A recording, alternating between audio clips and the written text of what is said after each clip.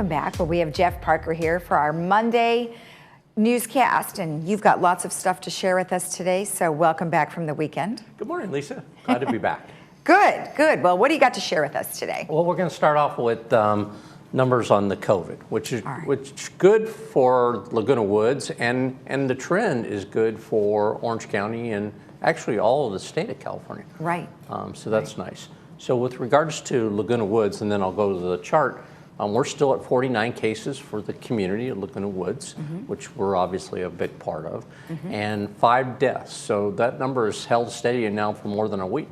Great. So that's good that we're not seeing any increases in the cases. Right. As you can see up there, we're still doing really well with regards to the positivity rate at 44.2%, wanting to be under 5. So that allowed the county to go down to the red tier. Oh, right, okay. So that's a really, really critical point. And that's what's going to allow you to continue to go down that staircase there of colors. So we went from the purple to the red. And now if we can stay at that 4.2 for a couple of weeks, we theoretically could go into the moderate tier as the next step, which would be great. Okay. And as you step down, you are able to do more activities in the private sector. You can increase from like gyms right now are at 10%. At the maximum they can do is 10%, which is not very high. Obviously, going into that moderate rate, they'd be able to raise the amount of people that they could have in there. Okay. Again, social distancing, masks, still the critical element. No deaths reported, so that's obviously a positive, although we're at 1,093 for Orange County, so that's still a lot of people that have passed away in the county. Right. And so we want to be careful about. But one of the things that is good news is that the number of people in the hospitalization and ICUs has gone down and continues to go down. And that's tracking not only here in Orange County, but all throughout the state.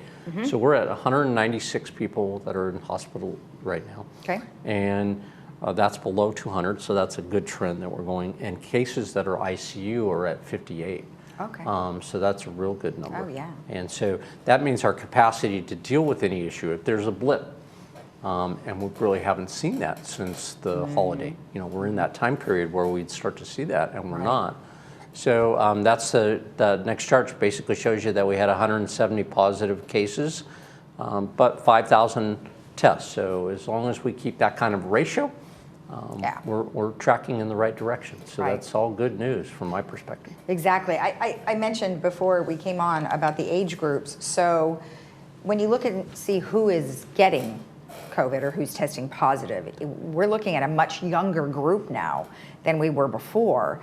Now, of course, we don't necessarily know why. I suppose many of the younger generation is just like, well, I'm not going to get it. I'm still going to go to a party and do these kinds of things. So they still be getting it. However, for those who are severely ill and potentially dying, it is still 65 and over. You're correct. And one of the things I think we've seen out there is when they reopen some of the things, the restaurants, the bars, more younger people got out there and were active.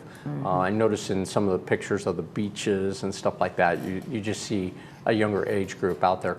And that's one of the serious concerns with regards to if they're getting it, where are they taking it? Right. How are they spreading it, and are they controlling? So that's why it's so important on the masks, and it's so important on the social distancing. And if that works, you're going to see a younger age group get it, but if they're not transferring it, then we're going to be okay. That's right. And then the next step is watching at not for us so much here in the village, but watching on the educational side. Right. Are the kids getting it? Are they spreading it in any way? Because that obviously affects going home and also affects the teachers and all the workers at the schools and whether or not they're spreading it. So that's real important. And I know with Orange County, they're looking at next week as the time frame to opening up some of the schools for in-house, I'll call it, for the schooling. But I know that a lot of them are still cautious and are looking at staying with until October and November before they get more active in the classroom. Right, and I don't think that our residents should let down their guard in a lot of ways, especially if you do have grandchildren and children that are within that age group, because if they do visit you, it's potentially could be transferable, providing that if you're wearing the mask and you're doing the distancing, I still think it's okay. And that's really difficult. Obviously, Yeah. Parents and grandparents, that have children and want to see their grandkids, Right. that type of thing. What's hard about it, probably the most difficult, is the fact that a lot of the kids and their younger adults are asymptomatic, so Right. they're not showing any symptoms, but they're carrying, unfortunately, this virus. Yeah, we still need to be careful of that. So, Yep. All right, good. What else do you have? Well, on one of the things that we talked about last week, and I wanted to go over it, was we have some new hours for a lot of our activities, our tennis, pickleball, paddle tennis, those type of things. Okay. So we're going back to accommodating more time frames. So from 7 a.m. all the way to 9 p.m. So all the way through so the you've day. expanded, all right. Expand the whole operation. And so we're going to be doing that, and so that'll start today. Okay. And then the golf pro shop is going to reopen for some limited hours, so Okay. that'll be nice. And then we're going to have a sale on some material out there, so if you need to buy some good golf stuff, come on down to the pro shop. Outdoor recreation activities, we had mentioned that. We're unveiling that this week. We're pulling it all together. We're trying to get our instructors all lined up. Okay. Obviously, they were away as well. And so we have a number of lists: yoga, chair yoga, low impact exercise program. These are going to all be outside. Okay. So Where are these they going to do it?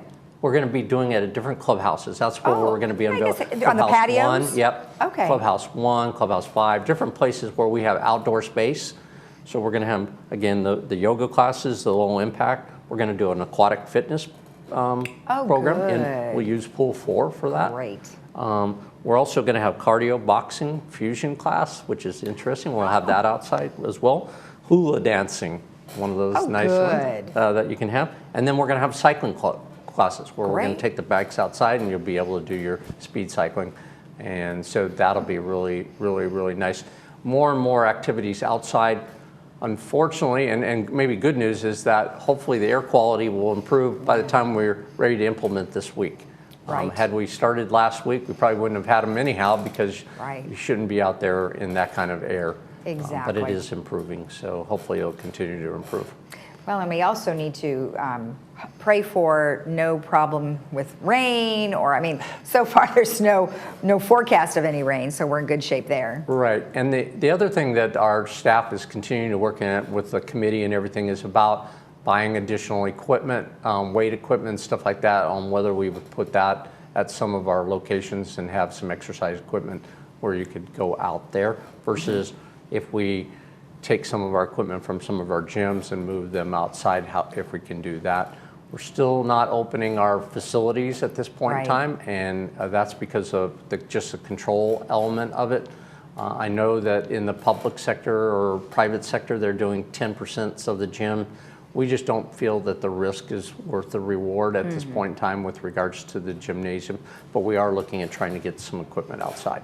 Okay, excellent. Well, that's really good news, and we'll definitely have that information and share that with everybody as soon as we have, locations and times and things like that. Should So. have some out to you this week. Perfect. Good. What else? Well, the last thing I just want to mention is tomorrow, 3rd, we'll be having their board meeting in which they'll be looking and adopting their budget for 2021. Right. And that will conclude our budgetary process, GRF approved, United approved, and this will be 3rd. And then we are constantly working on the insurance issues with regards to property insurance and fire insurance, and a very difficult time frame for that, unfortunately, due to all of the wildfires throughout California, not only Southern California, but the devastation up in Northern California, Oregon, and Washington is having an impact on that. I bet. Just getting people on the phone is probably a difficult process. It's a difficult process. Can you, one last thing, would you please address resident services for me? Because we did have a couple of residents that were at our door today, and I had to let them know that you can't come into the community services building, so you still can call resident services. So You maybe definitely just can call them, you can email them. We're in operation, in the morning, 8 o'clock in the evening. And then on the weekends, we also have it going through the phone system to our security, or if emergencies, if anything like that is needed, so that we can get to our staff that needs to go out if there's an emergency call, like a plumbing call or electricity call. Okay.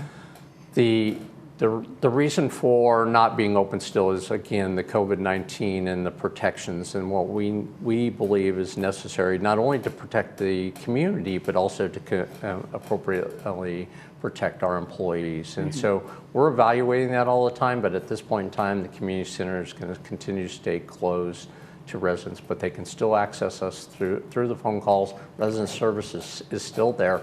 A lot of our employees are telecommuting, but we're still available to them.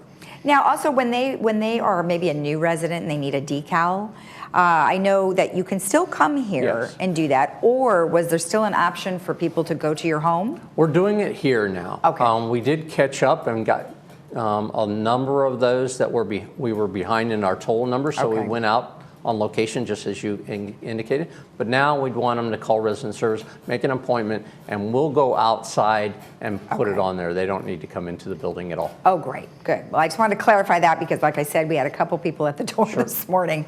So, all right, well, thank you so much. We'll see you again on Friday. All right, sounds great. All Thank right, you. have a good week. All right, when we come back, we'll have some additional information for you regarding Laguna Woods Village, so stay tuned.